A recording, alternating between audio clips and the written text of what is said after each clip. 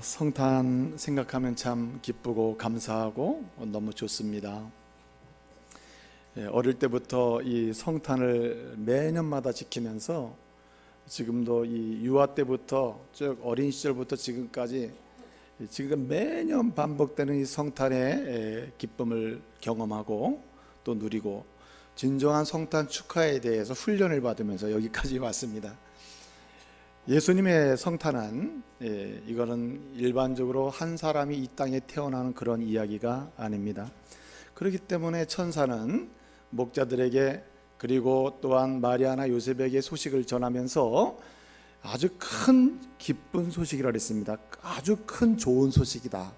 이 예수님의 성탄 소식은 그냥 일반적으로 사람이 출생하는 그런 소식이 아니라 크고 기쁘고 좋고 그리고 감격적인 소식이다. 그렇게 천사는 이야기를 했습니다. 여러분, 왜 사람들에게 예수님의 성탄 소식은 그렇게 좋고 완벽하고 감격적이고 어떤 소식들보다도 그렇게 사람을 감동시키고 즐거움을 주는 소식이 된다는 말입니까? 두 가지 이유가 있는데요. 첫째는 예수님의 탄생은 곧 인간이 그렇게 풀려고 갈망하고 소원하고 그렇게 그 방법을 찾았으나 찾지 못했던 문제, 두 가지 문제를 풀기 때문입니다. 첫 번째는 바로 죄의 문제를 풀기 때문이에요. 여러분, 인생 중에 누가 자신의 죄의 문제를 풀 수 있단 말입니까? 죄의 삭은 사망이요, 그리고 영원한 지옥으로 가는 것인데, 이 지옥문을 막고 사망의 문을 막고 누가 생명의 복의 자리로 나갈 수 있게 한다는 말입니까? 사람이 사람의 죄를 풀 수 없는데 우리 하나님은 예수 그리스도를 보내심으로써 인생의 죄의 문제를 푸신 줄로 믿으시길 바랍니다. 그래서 예수를 믿는 거예요. 만약에 윤리적 도덕적인 수준의 문제라면 굳이 예수님을 믿지 않아도 돼요.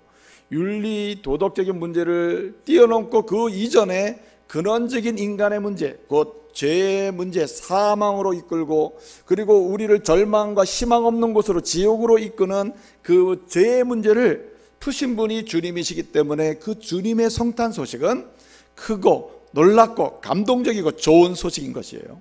또 뿐만 아니라 왜 그 소식이 그렇게 세상에서 지금까지 들어보지 못했던 완벽한 소식, 감동을 주는 소식, 우리의 영혼을 아주 솟아나게 하고 샘솟게 하고 그 심령의 그윽한 기쁜 곳에서부터 그렇게 뭔가 주체할 수 없는 기쁨을 주는 행복을 경험케 하는 그런 좋은 소식이 된단 말입니까?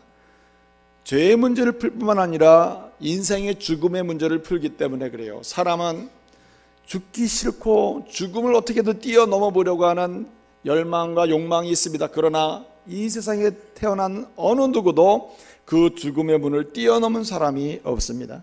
그렇기 때문에 사람은 누구나 죽음을 두려워하는 것이죠. 그런데 여러분, 우리 주님은 이 땅에 오심으로 그 성탄하신 주님은 우리의 죽음의 문제를 그냥 죽음으로 끝나게 하지 아니하고 죽음 너머의 영생의 길로 갈 수 있도록 그렇게 생명의 길을 여신 줄로 믿으시길 바랍니다. 그렇기 때문에 그 예수님의 탄생 소식은 감동적인 소식이요, 감격적인 소식이요, 가장 완벽하고 위대한 소식이 되는 것입니다. 그래서요, 우리는 예수님의 성탄은 그냥 대충 넘길 수 있는 개념이 아니에요. 그래서 첫 번째 성탄부터 지금까지 매번마다 많은 사람들은 주님의 성탄을 기념해서 이 날을 정해서 이렇게 성탄절로 우리 하나님께 영광을 돌리게 되는 것입니다. 여러분, 죄의 문제를 풀고 생명의 이 죽음의 문제를 푸신 예수 그리스도 그분으로 인해서 여러분, 우리의 죄의 문제도 풀리고 죽음의 문제도 풀리고 그래서 생명의 길로 우리가 다 들어가고 있음을 믿으시길 바랍니다. 그래서 우리는 때마다 시마다 예수 이름을 높여드리고 그분의 이름으로 하나님을 찬송하게 되는 것입니다.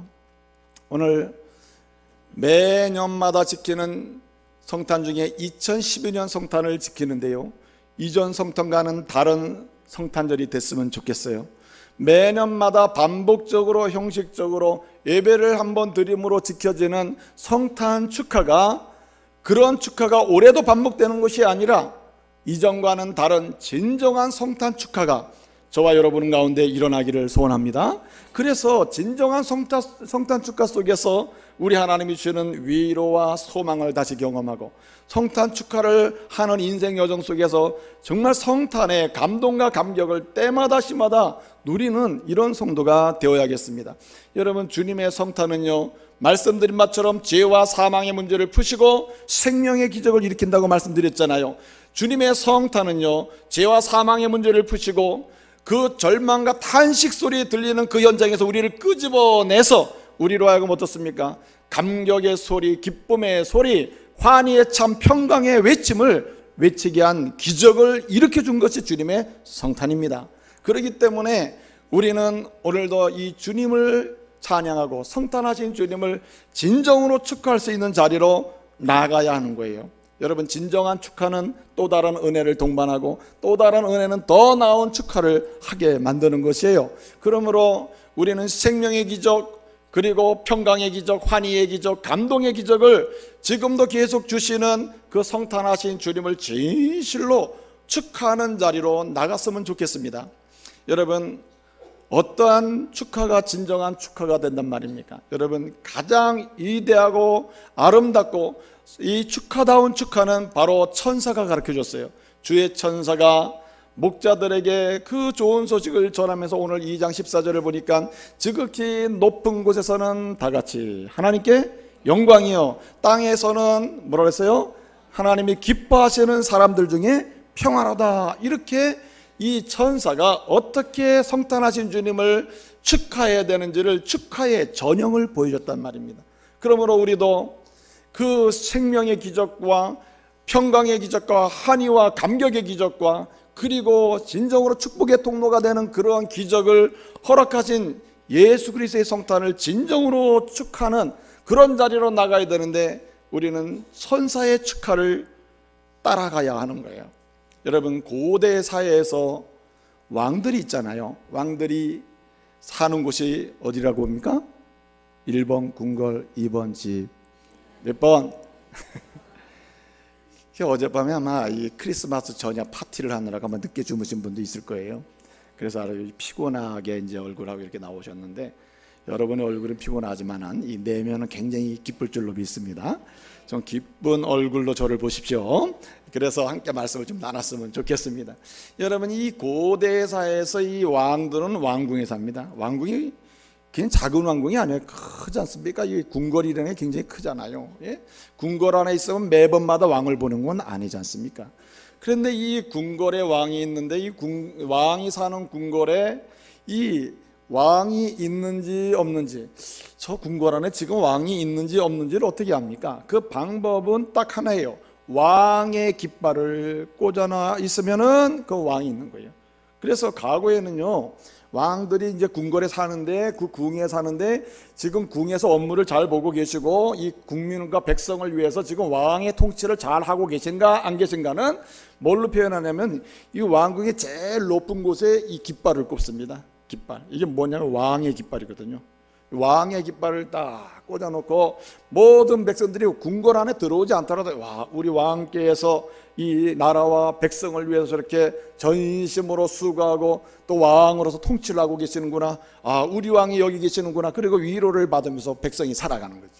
또 궁 안에 있는, 궁궐 안에 있는 많은 신하나 뭐 하인이나 뭐 일하는 사람들도요, 매일마다 왕을 볼 수는 없지 않습니까? 그럼에도 불구하고 그 왕의 깃발이 있는 것을 보면서, 아, 왕이 지금 어디 있어요? 이 궁에 있구나. 그러면서 위로를 받으면서 왕을 향한 충성과 왕을 통해서 얻는 유익을 마음껏 누리는 거예요.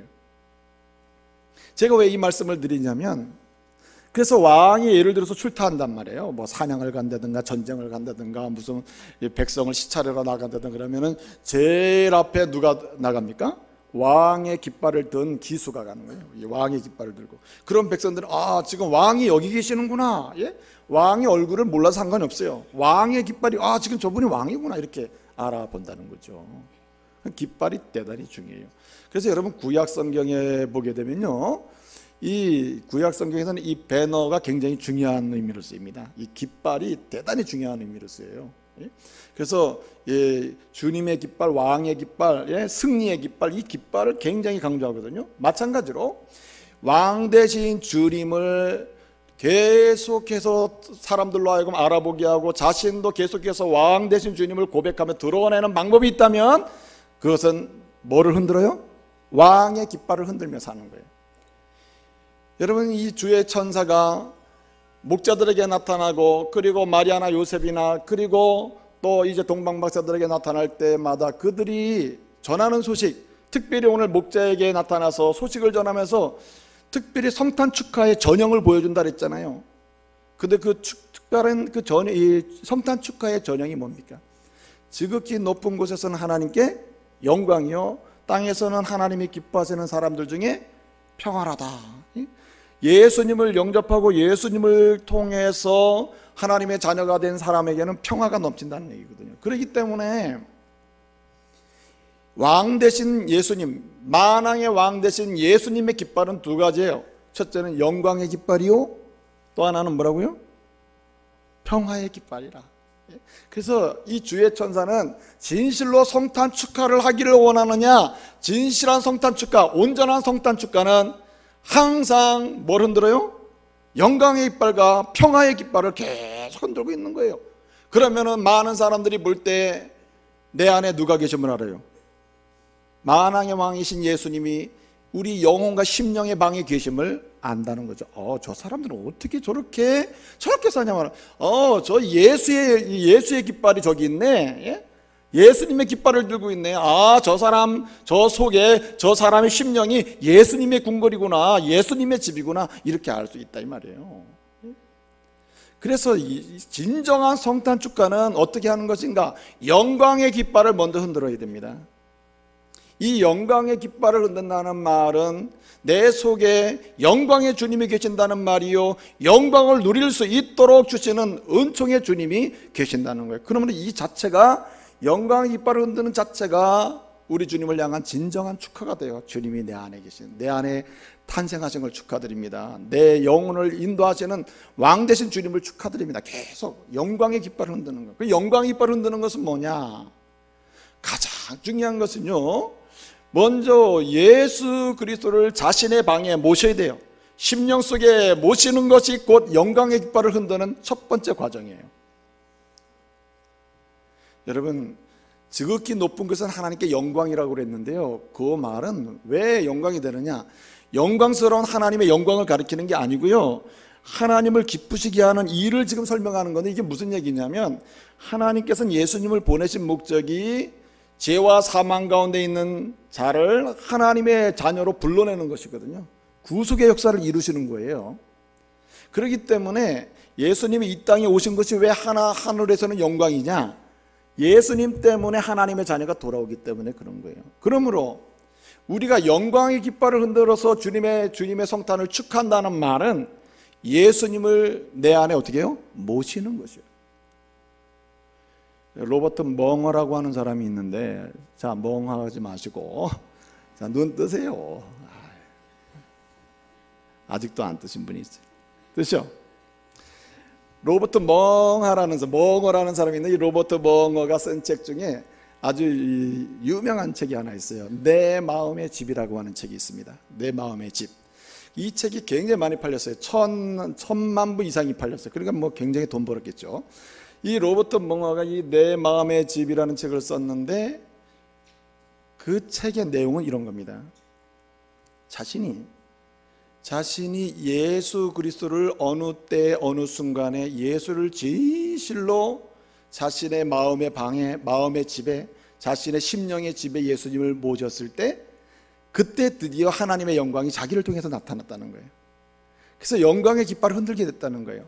예수님을 이제 모셔드려서 자신의 집으로 초대를 했대요. 자신의 심령과 영혼의 집으로 초대를 했답니다. 그랬더니만 예수님이 들어오셔가지고 그냥 두시지 아니하고 그냥 가만히 앉아 계시지 않고 내 영혼의 집에 들어오시더니 우리 주님이 우리 집을 시찰하는 거예요. 이 방 저 방 다 구경을 하시는 거예요. 그러시더니만 우리 주님께서 가장 중요하게 이 사람의 늘 정신과 그 생각을 지배하는 것이 뭡니까? 서재 아니에요? 서재에 있는 책이 그 사람을 지배하지 않습니까? 그래서 이 사람의 서재에 딱 들어가더니만 예수님이 그 서재에 꽂힌 그 뭐랄까요, 좀 이 세속적이고 탐욕적인 그런 책을 다 끄집어내시더니 주님이 거룩한 책들을 다 꽂아 넣어주시더래요. 예? 그러면서 자신은 변하기 시작했다는 거예요. 그 다음에 예수님이 그 서재에서 나오시더니 이번에는 주방으로 가시더래요. 이 마음의 집의 주방으로 가시더래요. 그 주방에는 자기가 먹고 싶은 것, 마시고 싶은 것, 자기의 욕구를 충족할 수 있는 먹을 만한 걸 잔뜩 세상에서 사다가 갖다 놨거든요. 근데 우리 예수님이 그 주방에 가시더니만 그 세상에서 그냥 비싸게 돈 주고 사다 놓은 거, 그거를 다 끄집어더니 막 쓰레기통에 다 버리시는 거예요. 그러시더니만 우리 주님께서 내가 정말 먹고 마셔야 될 것은 생명의 양식이다, 일용할 양식이다, 정말 하늘의 그 생명의 양식을 그냥 팩으로 해가지고 말이죠, 탁탁 꽂아주는 거예요. 여러분 냉장고 정리하시는 거 알잖아요. 냉장고 딱 열고 필요한 거 막 영적 고기와 영적인 채소만 해가지고 탁탁 꽂아주시는 거예요, 일용할 양식으로. 그리고 우리 예수님이 또 그 주방에서 탁 나오시더니 거실을 딱 돌아보세요. 거실을 돌아보시더니 거기 영적인 뭔가 뭐랄까 세속적인 드라마 하는 이런 TV도 있고 뭔가 놀만한 게 많겠죠. 오락기도 있고 많겠죠. 주님이 그걸 탁 덮어버리시더니 우리 주님이 나 이제 너와 이 거실에서 너와 뭐 하면서 대화하고 싶다. 내가 다 웬만큼 꾸몄잖아. 이젠 거실에서 너와 앉아 대화하고 싶다. 그래서 드디어 마음의 집 거실에서 드디어 주님과 대화하는 사람이 됐다는 거예요. 예? 야, 대화하니까 얼마나 즐겁겠어요. 지금까지는 이 마음의 집에서 일어나는 대화는 온갖 악의 다툼과 증오와 질투와 반목과 막 이런 것들 계속 대화가 일어났는데 이제 성령 안에서 예수님과 대화하니까 너무 행복하다는 거예요. 그것 자체로 너무 행복했어요. 그래서 이 사람은 만족스럽지만 그렇구나, 우리 주님께 내 자신의 모든 걸 다 드리는 게 내가 행복해지는 길이구나, 왕 대신 주님께 모든 걸 다 의탁하는 게 내가 진실로 주님을 높여드리고 주님을 축하하면서 주님의 은혜를 받는 길이구나. 그래서 최종적으로 내가 드릴 게 뭐 없을까 생각하다가 자신의 마음의 집 문서가 저 깊은 장롱 속에 숨겨져 있단 말이에요. 그래서 가가지고 그걸 다 끄집어내고 마지막 밑에 잘 숨겨놓은 이 마음의 집 문서를 끄집어다 우리 주님 앞에 가져온 거예요. 주님, 사실은 마지막까지 내가 꼭 쥐고 안 드렸던 게 있는데 이겁니다. 내 집 문서입니다. 내 마음의 집, 영혼의 집 문서가 여기 있으니 주님 받아주십시오. 그리고 주님께 그것을 마지막으로 드렸대요. 그랬더니만 이 로버트 멍어의 표현대로 한다면 그때부터 내가 그렇게 원했던 희망, 소망, 그리고 그렇게 갈망했던 평강, 그렇게 갈망했던 기쁨, 그렇게 갈망했던 굉장한 즐거움이 밀려오는데 감당할 수 없는 행복한 사람이 됐다는 거예요. 그래서 그때부터 나는 그의 자녀가 되고 그는 나의 하나님이 돼서 나의 인생은 완전히 바뀌었다는 거예요. 이게 뭐 하는 거라고요? 영광의 깃발을 흔들게 됐다. 할렐루야. 예? 그런 사람이 됐다는 거예요. 여러분, 그래서 이 영광의 깃발을 흔듦으로 내 안에 예수가 계시고 만왕의 왕이신 주님이 계신다는 것을 세상 속에 드러내고 그 가운데서 내 영혼이 즐거워지고 진정으로 기뻐하면서 살아가는 이런 삶에 있어서 제일 중요한 것은 바로 마음의 문을 열고 주님의 방을 만들어 드리는 거예요. 여러분, 누가복음 2장 7절을 보게 되면 뭐가 없었다 그랬어요? 여간에 방이 없으므로 예수님이 말구에 누이셨다 그랬잖아요. 말구에 누이신 것, 여긴 굉장한 신학적인 또 뭔가 이 구속사적인 메시지가 들어있습니다만은 참으로 거기서 끝나지 않고 7절 하반절에 뭐라 그랬어요? 이렇게 된 이유는 여관에 뭐가 없어요? 있을 곳이 없습니다. 여러분, 여관죄인은 기회를 놓쳐버렸어요. 여관죄인은 찬스를 놓친 거예요. 여관죄인은 예수님을, 만왕의 왕이신 예수님을 영접하면서 영광의 깃발을 흔드는 가운데 자신도 행복하고 다른 사람들에게 이 왕 되신 주님을 높일 수 있는 기회가, 축복의 기회가, 생명의 기적의 기회가, 감동적인 평강의 기적의 역사가 일어날 그런 찬스를 놓쳐버렸어요. 왜? 예수님을 모시지 않았기 때문에. 뭐라 그랬어요? 나는 방이 없는 거예요. 방이 없다고 하는 거예요. 여러분, 이런 얘기 들어보셨잖아요. 어떤 주일학교에서 드라마를, 연극을 하는데 성탄절 축하 연극을 하는데 참 이 주일학교에서 이 연구를 하는데 이 조금 정신적으로 지체가 있어가지고 이 대사를 외울 수가 없는 거예요. 그래서 그 아이를 얘를 뭘 시키긴 시켜야 되겠는데 그래가지고 여관집 주인을 시켰단 말이에요. 그래서 이제 예수님이 와가지고 저 마리아와 요셉이 와서 여기 방이 있습니까? 그러면 무조건 없다고만 하면 된다. 그래가지고 시켰단 말이에요. 그래서 이제 연극이 시작돼가지고 왔는데 여기 방이 있습니까? 그랬더니 이 애가 하는 말이 방 없어요. 빈 방 없어요. 그랬어요. 아주 잘한 거죠. 그래가지고 선생님이 잘했어. 너무 잘했어. 야, 내가 그렇게 할 줄 알았어. 그래가지고 이제 끝나가는 줄 알았더니 마지막에는 빈 방 없어요. 방 없어요는 잘했어요. 근데 마지막에 그런데 제 방은 있어요. 내 방은 있습니다. 내 방은. 이렇게 얘기해가지고 그 완전히 이 연극을 다 망쳐버린 거야. 예수님하고 예수님을 잉태한 그 마리아와 요셉을 끌어들여 자기 방에다가 모셔놓고 푹 쉬시라고. 그 뭐 연극이 진행될 수가 없으니까 끝나버렸어요. 그런데 여러분 목사님이 나와서 여러분 정말 영광의 깃발을 흔들면서 진정한 성탄 축가를 할 수 있는 사람은 자신의 빈 방을 그리스도의 방으로 개방하는 거예요. 제 방이 여기 있습니다. 이것은 제 방이 아니라 이제 주님의 방이 돼야 합니다 말이에요. 이러는 사람이 진정한 성탄 축가를 한 사람이 이게 영광의 깃발을 흔드는 거예요. 뿐만 아니라 여러분 이 영광의 깃발을 흔든다는 것은 모셔드릴 뿐만 아니라 어떻게 합니까? 이렇게 자기 자신의 심령을 대청소해 주면서 멍어가 고백한 대로 영적인 어떤 마음의 어떤 거실이라든지 주방이라든지 이걸 다 청소해서 이 인격을 변화시켜 가지고 우리 주님과 교제할 수 있도록 변화시키시는 그 주님을 어떻게 해요? 그 주님을 계속해서 그냥 침묵 지키고 있는 것이 아니라 뭐합니까? 찬양을 하는 거죠. 경배를 하는 거죠. 당신밖에 없습니다. 우리 주님밖에 없습니다. 주님이 오시니 내 인생이 이렇게 바뀌었습니다. 내 영혼이 바뀌었습니다. 그렇게 경배를 하는 것이죠. 그래서 여러분 2장 7절 이후에 빈방이 없다고 하면서 기회를 놓친 이 여관주인과는 다르게 2장 8절부터 나오는 사람은 또 어떻게 바뀝니까? 제 방이 있습니다. 제 방으로 들어오십시오. 그럼 모신 다음에 그 다음에 어떻게 합니까? 이분을 계속해서 찬송하면서 영광의 이빨을 흔드는 인물들이 소개되고 있지 않습니까? 특별히 여기 목자를 보게 되면 2장 20절에 보게 되면 이 목자들이 어떻게 했습니까? 이 목자들 특별히 16절 17절을 보게 되면 뭐라고 얘기합니까? 여기서 그냥 그들이 빨리 가서 이 아기 예수님을 보기를 소원하고 갔어요. 그리고 나서 여러분 20절에 보면 뭐라고 얘기하고 있습니까? 그들이 보고 들은 바 또 듣고 본 모든 것으로 인하여 하나님을 찬양하고 하나님께 영광을 돌리고 찬송하며 어디로? 그들의 삶의 터전으로 돌아갔다.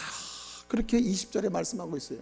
그러니까 이 목자들조차도 예수님을 자신의 빈방에 모셔드리고 그리고 어떻게 해요? 자기를 변화시켜 주시는 그 주님의 은혜가 너무 감사해서 주님을 계속 찬송하는 거죠.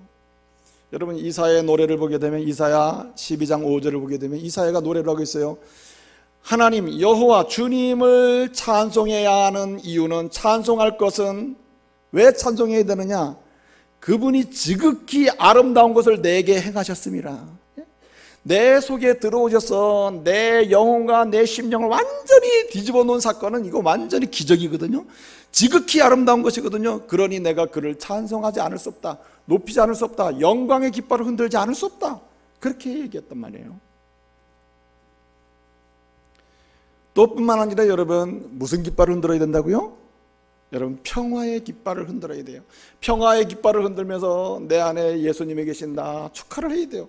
내가 예수님 때문에 여기까지 왔다. 내가 예수님 때문에 너무 즐겁다. 예수님 때문에 너무 행복하다. 예수님 때문에 내 인생은 세상이 바뀌지 않아도 내가 세상을 바뀔 정도로 이렇게 용기가 있고 담대해졌단 말이에요. 그러면서 평화의 깃발을 흔들어야 돼요. 그래서 여러분 오늘 16절 17절을 보게 되면은 이 목자들이 어떻게 했습니까? 이 천사들을 통해 소식을 듣고 아기 예수님께 빨리 가가지고 아기 예수님을 만나보고 거기 있는 모든 사람들에게 자기들이 들은 아기 예수님의 성탄 소식을 어떻게 했다 그랬어요? 전해줬다 그랬잖아요. 전해줬다. 여러분 2장 38절을 보게 되면 안나 이야기가 나와요. 안나 할머니 아시잖아요. 안나 할머니는 예수님이 아기 예수님의 성탄을 기다리면서 나이를 84세까지 먹으면서 계속 간 거예요. 그런데 여러분 보세요. 야기 예수님을 드디어 만나게 됐어요. 그리고 만난 다음에 그가 어떻게 했습니까? 2장 38절을 보게 되면 그가 하나님께 감사하고 이 모든 것으로 인하여 어떻게 해요? 특별히 메시아를 기다리고 구속을 기다리는 이스라엘 속량함을 기다리는 모든 이스라엘 사람들에게 이 아기 예수님의 소식을 어떻게 했다 그랬어요? 전했다고 얘기했잖아요. 이게 곧 평화의 깃발을 흔드는 거예요. 한마디로 예수를 전하고 구원의 주를 증거하고 자기가 경험하고 내 심령을 대청소하고 계시는, 영혼을 새롭게 살려주시고 생명의 기적과 평화의 기적을 일으켜주시는 그 주님을 어떻게 해요? 계속 증언하는 게 평화의 깃발을 흔드는 겁니다. 어디 그뿐입니까 여러분? 그뿐만이 아니라 주님으로부터 받은 사랑, 변화의 기적, 생명의 기적을 감사하고 감격하면서 나 같은 죄인 살려주시고 나 같은 사람 의미 있게 인생을 살아가도록 진정한 행복을 경험하게 하신 그 주님 너무너무 감사해서 그 받은 사랑을 어떻게 해요? 세상으로 끌고 나가는 거죠. 그게 평화의 깃발을 흔드는 거예요. 연약한 자, 세상으로부터 소외된 자들과 함께하면서 생활하고, 그 다음에 가난하고 병든 자들을 위해서 내 것을 나눠주고, 그렇게 되는 것이죠. 때로는 의도적으로 짐을 지면서 세상 속에 들어가서 주님의 십자가의 은혜를 같이 나누면서 살아가는 것, 이것이 곧 평화의 깃발을 흔드는 거예요. 헨리 나우엔이라고 하는 목사님이 계신데요, 그분은 이제 신학자이기도 하고 철학자이기도 하고 아주 훌륭한 분이셨습니다. 1996년 9월 21일 새벽 6시에 돌아가셨어요. 정확히 알고 있죠. 사실 많이 외웠어요.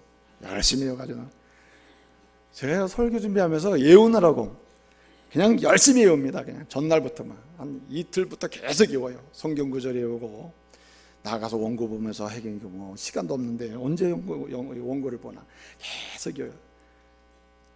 날짜까지 내가 외워왔잖아. 시간까지. 1996년 9월 21일 몇 시? 아침 6시에 막 하나님 부르셔서 돌아가셨어요. 근데 이 헨리 나우엔이라고 하는 사람은 대단히 훌륭한 사람이에요. 그는 어떻든 하나님의 은혜로 주님의 그 은혜의 복음 아래서 참 인생이 너무 감사하거든요. 그래서 그는, 제가 드리려고 하는 말씀은, 그는 영광의 깃발을 흔들어요. 그는 주님을 마음에 모셔드리고, 그리고 자기를 변화시키시는 주님께 감사하고 찬송을 하고 경배를 드리며 살아요. 또 평화의 깃발을 흔들어요. 그리고 진정한 성탄 축하를 해요. 그래서 그는 약하고 연약한 사람들을 함께하고 그들을 보면 그냥 두지를 않아요. 그가 여러분 얼마나 훌륭한지, 이 사람은 어릴 때부터 천재라고 그랬어요. 공부도 잘하고 모르는 게 없어요. 그렇게 해서 이 사람이 하버드 대학의 교수가 됐습니다.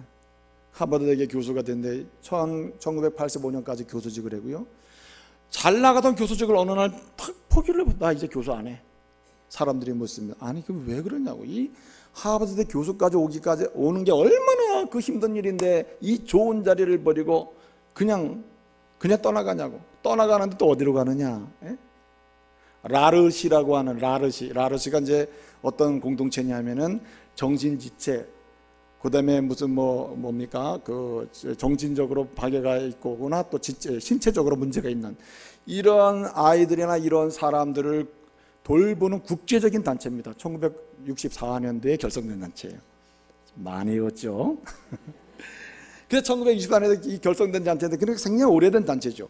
그런 단체인데 교수직을 딱 던지더니만 바로 라르시, 그 정신지체 아들, 신체적으로 장애가 있어서 정상적으로 살기 어려운 아이들, 그들에게로 들어가요. 그 라르시로 들어가서 거기서 평생을 보내.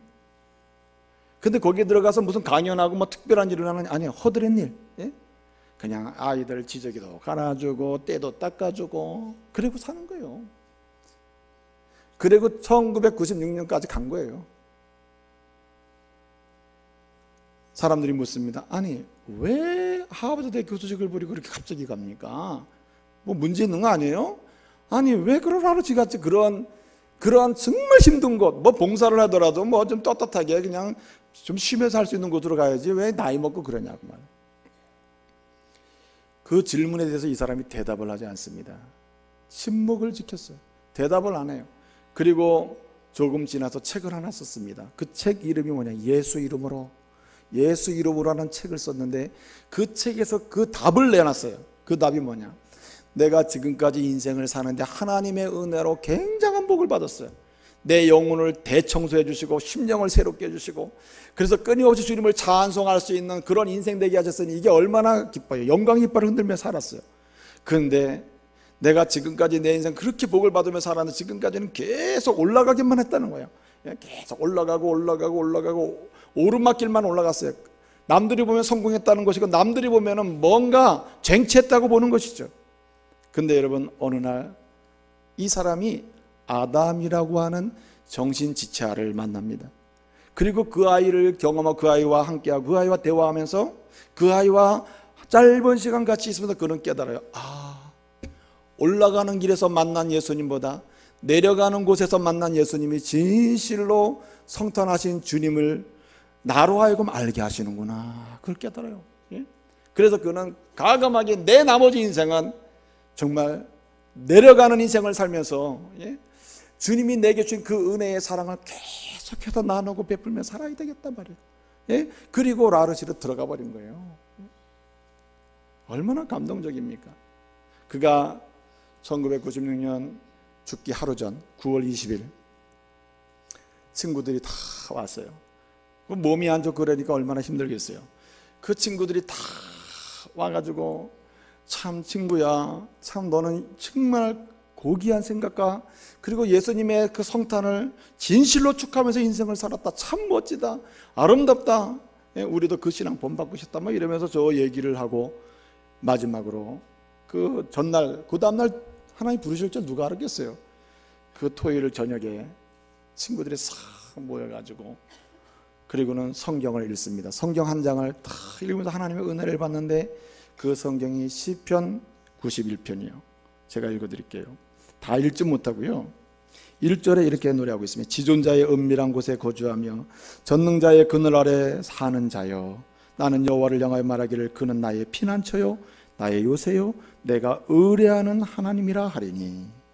그러면서 이렇게 노래했습니다.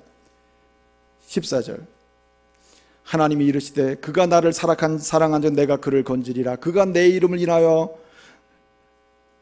내가 그를 높이리라. 안즉 내가 그를 높이리라. 그가 내게 간구하리니 내가 그에게 응답하리라. 그들이 환난 당할 때 내가 그와 함께하여 그를 건지고 영화롭게 하리라. 내가 그를 장수하게 함으로 그를 만족하게 하며 나의 구원을 그에게 보이리라. 할렐루야. 그 말씀에 그냥 감격을 하고 하룻밤을 지나고 그리고 하나님의 부름을 받았어요. 무슨 얘기입니까? 그는 영광의 깃발을 흔들 뿐만 아니라 평생 평화의 깃발을 흔들면서 성탄하신 주님을 지극히 높여드린 거예요. 우리 교회에 안영숙 권사님이라고 계십니다. 얼굴도 잘 모르시겠죠.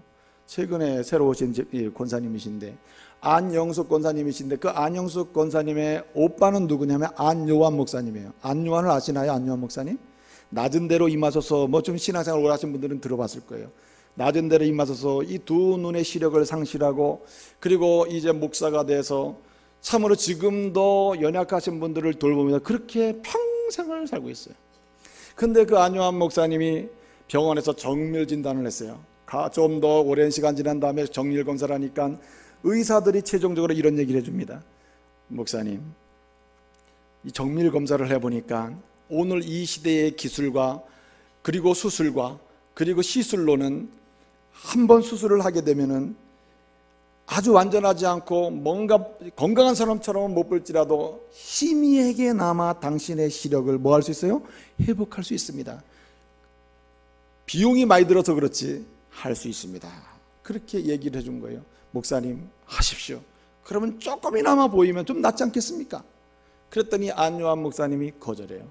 내가 지금까지 실명한 상태에서 시각장애인들과 함께 주님의 오심과 주님의 죽으심과 부활을 증언하고 그 주님께 영광을 드리고 주님을 축하하면서 인생을 지금까지 재밌게 살았는데 내가 그럴 수가 없다는 거. 그러면서 뭐라고 얘기했냐면, 왜 거절하느냐? 두 가지 이유를 댔어요. 첫째로, 그 엄청난 거금을 들여 내가 수술을 할 바에야 그 거금을 들여서 시각장애인들에게 주님의 사랑을 조금 더 전하고 싶다. 할렐루야. 그래서 거절한 거예요. 그 다음에 또 한 가지 거절한 이유가 뭐냐면은 그 엄청난 거금을 들여서 내가 그나마 시력을 회복했다고 합시다. 그러면 내가 그 뒤로 어떻게 시각장애인의 아픔과 슬픔을 알 수 있겠나? 나는 그 뒤로 온전한 사랑을 나누지 못하게 될 것이다. 그래서 그는 거절했다는 거예요. 제가 그런 안유아 목사님의 간증을 보면서 참 이 시대에는요, 평화의 깃발을 흔들면서 주님을 진실로 축하며 사는 사람이 한두 명이 아니구나. 그걸 깨달았어요. 제가 이전에 있던 곳은 공장이 많아요. 굉장한 공장이 많아요. 이 우리나라에서 가장 공단이 큰 지역이에요.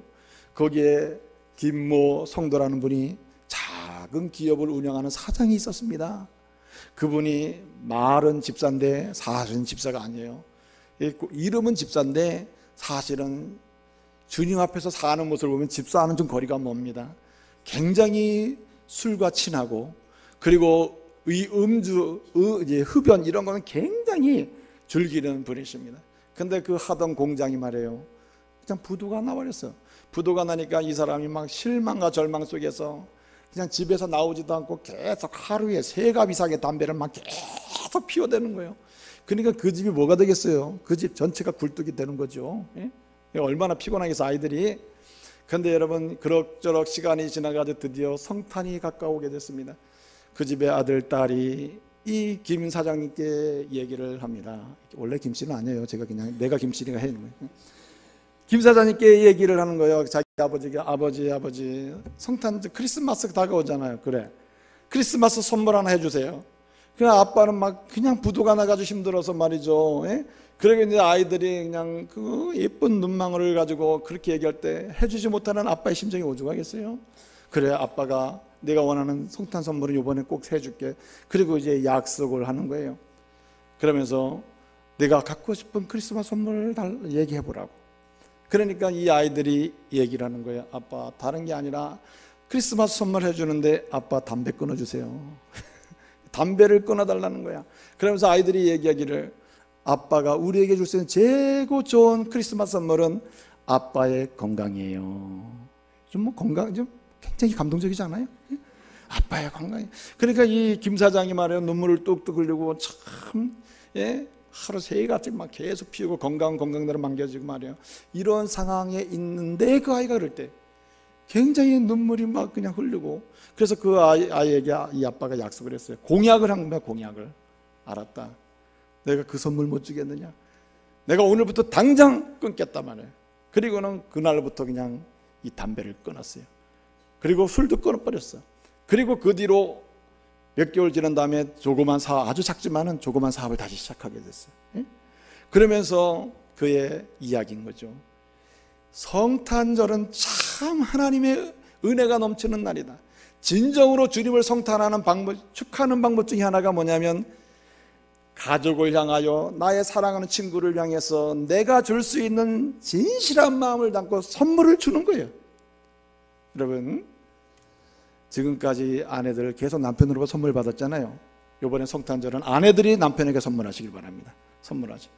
그 진실한 마음을 담아 선물하고, 때로는 이 약속을 공약으로 해가지고 선물을 주고, 그럴 때 이것 하나하나의 변화가 누구를 향한 진정한 축하가 되느냐? 성탄하신 주님, 그 주님을 축하하는 일이 될 줄로 믿으시길 바랍니다. 그 연약한 자들과 함께하는 것도 축하가 되지만, 이 평화의 깃발은 내가 진실로 말씀에 입각해 봤을 때, 이 좋은 것이구나, 그것을 약속해서 고치는 것도 선물이고, 그것이 주님을 축하하는 거예요. 그래서 저는요, 오늘 이제 말씀을 마치겠습니다. 굉장히 중요한 운동을 제안하려고 그래요. 다 같이 따라해 봅시다. 3355 운동을 여러분에게 제안하려고 그래요. 그래서 여러분, 올 성탄절은 2012년 성탄절 잊지 마세요. 진실로 영광의 깃발과 평화의 깃발을 흔들어서 주님의 성탄을 축하할 수 있는 새로운 기회를 시작하시기를 바랍니다. 여러분, 여기 3사람이 모이기만 하면 기도하는 거예요. 주님을 찬양하는 거예요. 주님을 경배하는 거예요. 여러분, 남편과 아내가 있고 주님에 계시면 3사람이죠. 엄마와 아이가 있고 주님에 계시면 3분이죠. 예, 그렇잖아요. 그래서 세 분은 주님을 모시고 나면 세 분은 기본이거든요. 그래서 어디든지 딱 세 분이 모이면 바로 그 자리에서 날 위해 성탄하신 주님, 나를 죄에서 건지신 주님, 나를 구원하신 주님, 내 인생을 이끌어 가시는 그 주님을 향하여 예수 이름으로 기도하고 그 주님을 찬송하고 경배하면서 성탄 축하하시기를 바랍니다. 그래서 때로는 일주일에 한 번, 때로는 한 달에 한 번 하든지, 때로는 매달 하든지 어떤 식의 이렇게 자신이 시간 속에서 주님 앞에 약속을 하고, 그래서 내년 12월 25일까지 가보시기를 바랍니다. 그 다음에 두 번째는요, 세 사람에게 전도하는 것입니다. 성탄 소식을 전하는 거예요. 때로는 메시지로, 때로는 전화로, 때로는 카드로, 때로는 직접 찾아가서 어떤 형식이든지 세 사람에게 성탄하신 주님의 소식을 전하는 것입니다. 이렇게 알려주는 거예요. 여러분, 이 사건이 대단히 중요한데요, 우리는 대부분 이렇잖아요. 내 주변의 사람들은 오늘 죽지 않는다, 이런 생각하지 않습니까? 근데 여러분, 놀랍게도 한 사람의 생명은 우리가 장담할 수가 없어요. 그래서 오늘 우리가 이와 같이 귀한 메시지를 주면 그들은 구원받고 하나님 나라 갈 수가 있는 거예요. 그리고 세 번째는 5사람 또는 5곳을 방문하고 찾아서 사랑의 선물을 전달하는 거예요. 지극히 작은 것이지만 내가 당신을 향한 이러한 마음으로 이 선물을 준비했습니다. 예수님 때문에 내 인생이 굉장히 행복한데 이 행복한 마음을 당신에게 전하고 싶습니다. 선물을 준비해서 전하는 거예요. 저는 오늘 자랑 좀 해도 괜찮겠죠? 자랑하지 말까요? 하라면 하고, 제가 오늘 이제 오후에 통닭 30마리를 이제 무명으로 제가 어디를 보낼 겁니다. 이 매년마다 제가 하는 일인데, 이 성탄을 기점으로 해서 전으로 해서 30마리를 샀다. 30마리. 그래서 이 30마리를 아이들에게 먹여주면서 우리 주님이 어떤 분인지, 예수님이 어떤 분인지, 예? 성탄하신 주님이 우리의 인생이 어떤 꿈인지 소망인지 말이죠. 이게 알려주는 겁니다, 여러분. 예? 그래서 5사람이면 좋고 5사람 이상이면 더 좋겠지만은 자기 주변의 엄마, 아빠, 예컨대 아들, 딸 또는 믿지 않는 형제자매들에게 작은 선물을 준비해서 예수 이름으로 증언하고 전달할 수만, 사랑의 선물을 줄 수만 있다면은 여러분, 이것은 진정한 성탄 축하가 될 줄로 믿으시길 바랍니다. 마지막 한 가지 정말 드리고 싶은 제안인데요, 이것은 이 시대를 타락시키고 그리고 이 원주시 같이 이렇게 아름다운 곳을 죄로 오염시키는 세상의 악한 풍조가 많거든요. 그 악한 풍조가 5가지가 있습니다. 이 악한 풍조, 세상 풍조 5가지에 대해서 이것을 제거하고 배격하고 이것을 깨뜨리기 위해서 수고하고 애쓰는 것, 이것이 곧 마지막 중요한 운동이에요. 여러분, 사치라는 것은요, 성탄절 앞에 딱 서보면 주님은 모든 것을 버리시고 이 땅에 오시는 거 아니에요. 그러므로 우리는 우리 자신을 꾸미되 사치는 안 되는 거예요. 이 사치는 사실은 하나님이 아주 싫어하시는 거예요. 물론 사치의 기준이 어떻게 되느냐의 문제는 고민하고 기도하는 가운데 마음의 결론을 내려서 하면 됩니다. 어디가 사치고 어디까지가, 그러나 여러분, 저는 이 말씀을 준비하면서요, 참 굉장히 많이 부담이 됐습니다. 왜 부담이 됐느냐, 제가 여러분에게 이실직고를 하는 거예요. 우리 장로님들이 저를 굉장히 사랑하시는 건 알고 있잖아요, 그렇죠? 굉장히 사랑, 우리 장로님 저를 얼마나 위해서 기도해주고 목회 잘하고 목회에 전념할 수 있도록, 예, 온 교회 성도들이 저를 위해 기도하지 않습니까? 그래서 제가 타고 다니는 차가 굉장히 문제가 있고 이제 고칠 게 많고 그래가지고 우리 장로님들이 좋은 차를 하나 사주셨어요. 기분이 별로 안 좋으신가 본데, 이 좋은 차를 타고 다니려니까 이게 마음이 너무너무 부담이 되는 거예요. 예? 그래서 요즘은 많이 걸어 다닙니다. 굉장히 걸어 다닙니다. 그래서 어젯밤에 이 말씀을 묵상하는데 혹시라도 그 차가 저에게 사치가 아닐까요? 사치가 아닐까요? 그 돈이면은 수많은 일을 할 수 있을 텐데요. 주님, 제가 그때 장로님 감사하지만은 한 번도 거절하는 이런 믿음의 자세가 있어야 되지 않았을까요? 하면서 회개를 했습니다. 예? 참 죄송합니다. 부끄럽고. 그러나 여러분, 그렇다고 사치에 대한 설교를 못할 수는 없어요. 여러분, 사치는 안 되는 거예요. 예? 사치는 하나님이 아주 싫어하셔요. 이것은 주님의 성탄과는 거리가 먼 겁니다. 그리고 또 여러분 어떻습니까? 태폐나 음란 문제요. 여러분, 그리스도인들조차도 요즘에 음란의 포로가 되고 태폐의 포로가 돼가지고, 여러분 오죽했으면 어떤 공동체에서는 무슨 회장님 목사님도 노래방에 단란주점에 가가지고 술은 안 마셨지만 놀고 왔다. 이게 말이 됩니까 여러분? 안 되잖아요. 이런 시대가 됐어요. 이거 악한 시대가 됐단 말이에요. 그러므로 여러분, 우리는 이 5가지 세상 풍조, 사치와 태폐, 음란, 특별히 향락과 폭력과 말이에요. 예? 요즘은 툭하면 용역 씁니다. 깡패들 들여다가 문제 내는데, 교회와 성도와 하나님의 나라에서는 그럴 일이 있어서는 안 돼요. 주님의 능력과 이름은요, 못할 일이 없음을 믿으시길 바랍니다. 그러니까 세상 권력과 힘을 가지고 해보려면 그 사람은 성탄 축하가 아니라 성탄하신 주님의 영광을 가리게 해야 되는 거예요. 무엇보다 여러분, 음주입니다. 어떤 사람은 그래요. 술 먹고 나면 찬송이 그렇게 잘 된다고. 이런 거짓말이 어디 있습니까 여러분? 예? 술 드시고 나면 찬송이 잘 될 리가 있어요? 저는 그 사실을 너무 잘 알아요. 우리 부친이 예수를 잘 믿으셨습니다. 어느 날 교회에서 시험이 들었어요. 시험이 아주 크게 들으셨어. 그래도 얼마나 시험이 들었는지 안 드시던 술까지 드시고, 그래서 어머서 우리 가족들이 스트레스를 받는 거예요. 왜 우리 부친은 그렇게 시험이 들면 그냥 조용히 들지 왜 술까지 드셔가지고. 그 술 안 드신 분이 술까지 드시니까 이게 문제가 심각해요. 저녁마다 4주를 가까이 하시는 거예요. 드시기만 하면 4주를 가까이 해라. 나중에 우리 부친이 회개하고 이제 또 열심히 주님을 섬기게 되는데, 제가 물어봤다고 제가 언젠가 말씀드렸잖아요. 그때 왜 술만 드시면 4주를 가까이 저 높은 곳을 향해서 그렇게 두 곡을 그렇게 부르시냐고. 그래서 제가 오죽했으면 천국 가실 때 우리 부친께 4주를 가까이 저 높은 곳을 향해 불러드리면서 천국으로 보내드렸다니까. 예? 그런데 우리 부친이 하는 얘기가 뭐냐? 술 먹고 노래는 그럴듯하게 모르지만 제정신이냐? 그게 제정신이냐? 제정신이 아니죠. 예? 여러분, 어떻게 그게 제정신으로 하는 노래가 되겠어요? 그것은 아닌 거죠. 여러분, 종종 제 친구가 우리 교회로 옵니다. 아주 친한 친구가 와요. 근데 예수를 아직 영접하지 않았어요. 계속 기도하고 있어요. 근데 가끔씩 교회로 옵니다. 언제 오느냐? 세상 친구들과 술 잔뜩 드시고 너무너무 힘들고 지치고 막 너무 이롭고 쓸쓸하고 그러면은 새벽에 와요. 새벽에 와가지고 그냥 찬송도 하고 엎드려 있다가 그러고 갑니다. 그래서 내가 술 조금만 줄이고 오면 안 되겠느냐? 내가 제정신으로 교회 갈 수 있겠냐고. 여러분, 그나마 사실 감사하죠. 술 먹으니까 교회 오니 좀 감사하긴 한데, 여러분, 그렇다고 예수를 구주로 영접해서 영광의 깃발을 흔들고 그 다음에 그 주님을 내 입술로 찬송하면서 사는 사람이 평화의 깃발을 흔들면서 찬송하는 입술로 그렇게 음주와 흡연에 쭉 빠져서 정신없이 주님을 찬양한다면 이게 말이 되겠어요? 안 되죠. 따라합시다. 335 운동을 통해서 내년 12월 25일 성탄절은요, 정말 진정한 축하를 하면서 여기까지 왔습니다. 이 성탄절에 내가 한 해 동안 성탄 축하를 하면서 온 이것을 주님 기쁘게 받아주십시오.